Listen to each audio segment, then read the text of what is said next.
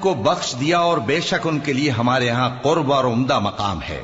اے داؤد، ہم نے تم کو زمین میں خلیفہ بنایا ہے تو لوگوں میں انصاف کے فیصلے کیا کرو اور خواہش کی پیروی نہ کرنا کہ وہ تمہیں اللہ کے رستے سے بھٹکا دے گی۔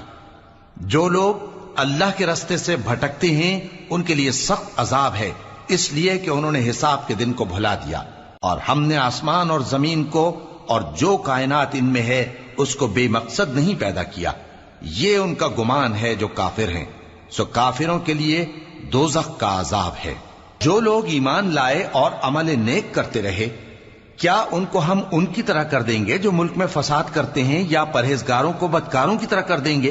یہ کتاب جو ہم نے تم پر نازل کی ہے بابرکت ہے، تاکہ لوگ اس کی آیتوں میں غور کریں اور تاکہ اہل عقل نصیحت حاصل کریں۔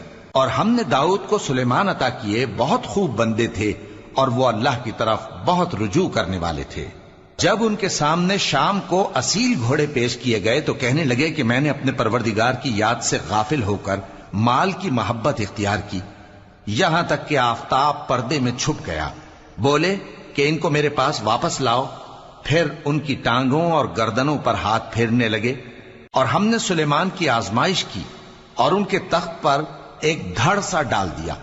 پھر انہوں نے اللہ کی طرف رجوع کی اور دعا کی کہ اے پروردگار، مجھے معاف فرما اور مجھ کو ایسی بادشاہی عطا فرما کہ میرے بعد کسی کو شایع نہ ہو، بے شک تو سب کچھ عطا فرمانے والا ہے۔